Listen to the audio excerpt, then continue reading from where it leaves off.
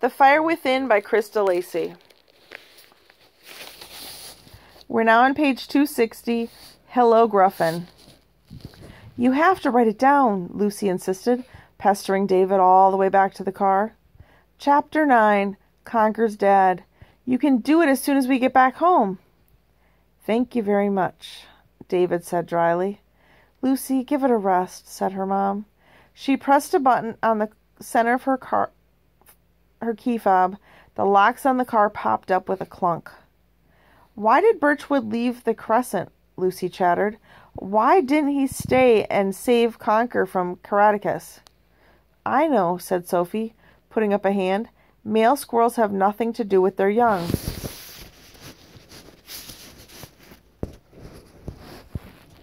The mother raises them all on her own, a bit like you and...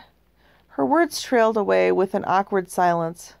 Oh, dear, I'm almost out of gas, said Liz, as she hadn't heard a thing. But Lucy had. You mean like Mom and me? Sophie blushed profusely and fiddled with her seatbelt. One more from the Princess of Subtlety, sighed Liz. Perhaps Birchwood is just a new age dad, a squirrel for the new millennium. David clipped on his seatbelt and said, more likely he just recognized Conker's scent. This time next week, I bet Birchwood will be chasing Conker around like he does with all the other squirrels. I'm coming back next week, smiled Lucy. Excuse me, said her mom. You said we could. I most certainly did not. You most certainly did.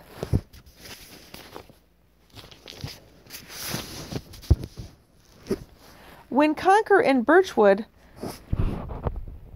hopped off toward the duck pond and I was waving and crying on your coat and David was holding Sophie's hand, there was a rustle of movement in the back of the car as David and Sophie pressed themselves against their respective windows.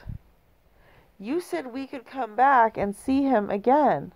I didn't say next week. Humph, went Lucy. Well, I'm going to come back secretly and build my own treehouse and live here forever, up a big tree. Fine, I'll help you pack. Good, Lucy gibbered, crossing her arms. Just make sure you remember my pajamas. In the time it took to return to the Crescent, Lucy had tired of the treehouse idea. No TV, David assured her, and was focusing on all her attention instead on the promise of a tour around the dragon's den for Sophie. I'll show you, she said, grabbing Sophie's hand as they entered the house.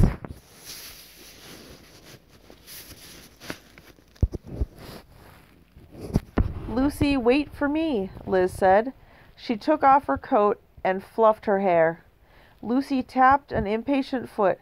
She was halfway up the stairs with Sophie already. David hovered at the bottom, saying nothing. On the ride home, he'd been thinking hard about dragony things.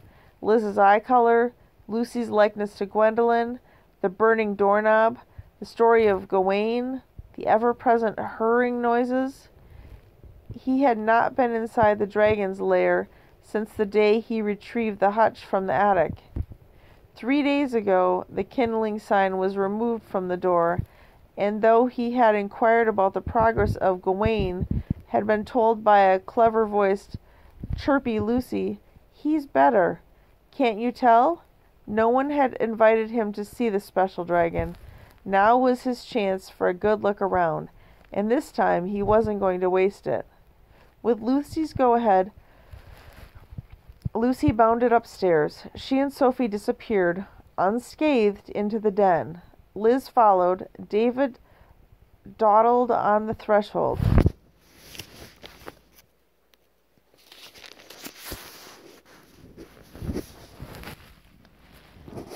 He waited till Liz and Lucy weren't looking and then racked the doorknob left and right. Normal. Oh, wow, Sophie gushed, overwhelmed by the rows of spiky creations. Look at this one, and this baby hatching from its egg. Lucy turned to her mom. Can Sophie have one? I'd love one, said Sophie. How much are they? Oh, don't be silly, said Liz, flapping a hand. Have a look around. If any of them speak to you. Suddenly there was a clunk from the back of the room. Everyone turned to see David on his knees, rubbing the back of his head. David, what are you doing? Said Liz. David flushed with guilt. He didn't think looking for an oven would be the sort of answer Liz would want to hear. Slipped on some clay, banged my head on a shelf getting up. Liz looked down at the polished boards. There wasn't a smudgeon of clay to be seen.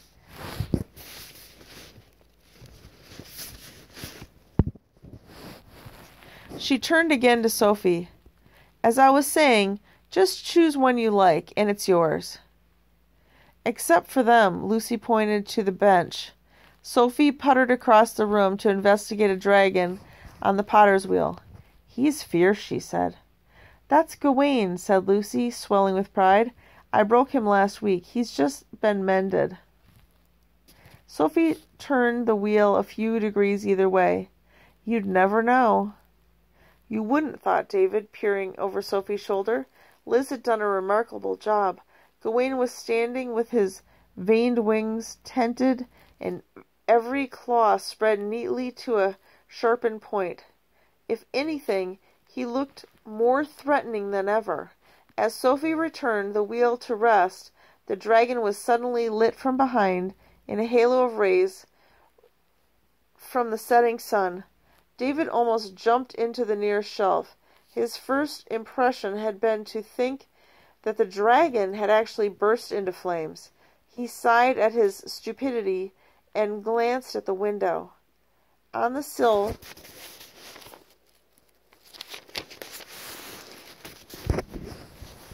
were several pieces of plywood which looked as if they might have clay stains on them.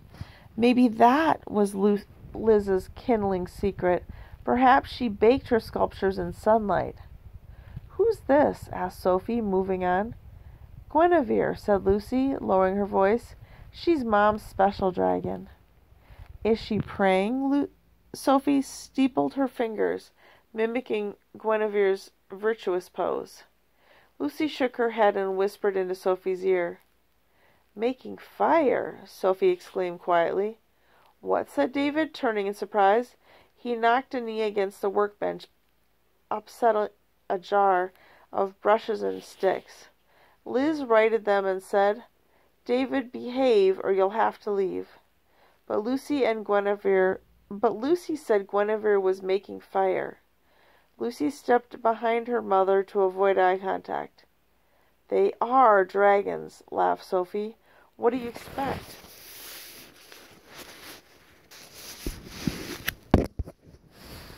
Right, said Liz, frowning at the tenant.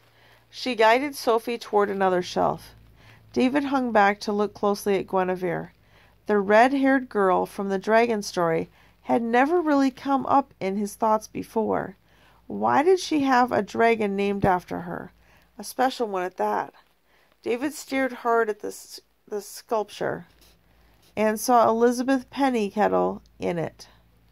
Suddenly he found himself thinking back to Sophie's faux pas in the car.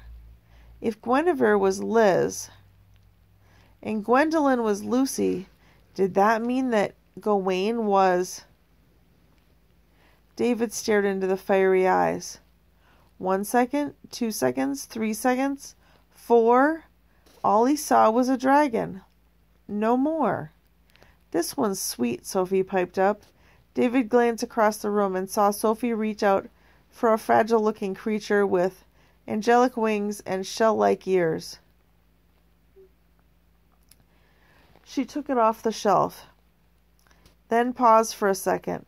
Her head leaned forward slightly. Hello, who's that? Hiding in the back.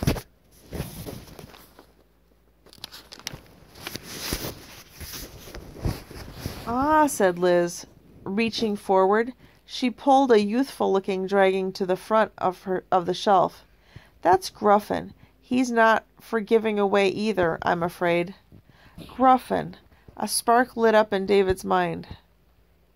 He shouldn't be on this shelf, said Liz.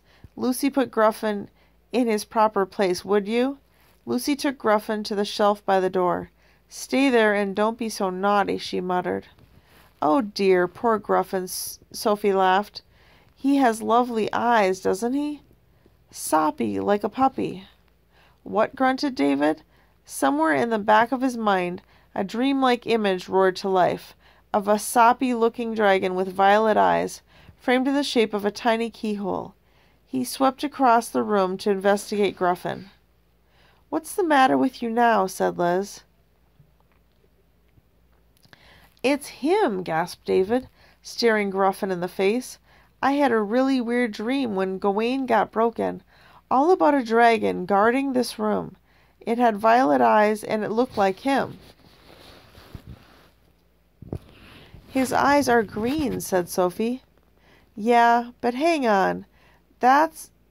What's that he's standing on? His book, huffed Lucy, as if anyone with eyes to see could tell. Gruffen was perched on a hardback book made entirely from clay. I don't remember seeing that before, said David. You wouldn't. I only just made it, said Liz. David moved Gruffen and picked up the book. Can't open it. Sophie whispered in his ear. I think that's because it's made of clay. She held up the dragon with the shell-like ears. I'll take this one, if I may. She's a listening dragon, Lucy said. You can tell her things. What will you call her? Let's decide over a cup of tea, said Liz. Come along, David. You can put the kettle on. And exchanging quiet words about people with overactive imaginations, she and Sophie left the den. Lucy folded her arms and waited for David. You can't hide it from me forever, he said.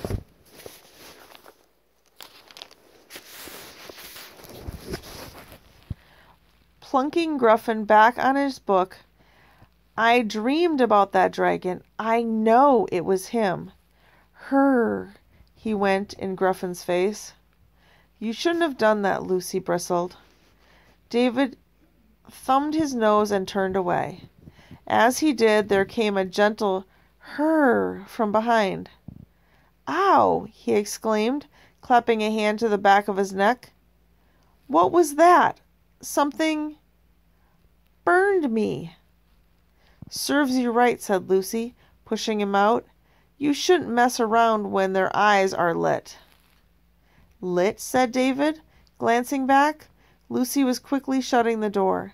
The gap narrowed and narrowed, shutting Gruffen out of sight, but it was open long enough for David to glimpse one single, sparkling violet eye. We're now on page 271. Snoop.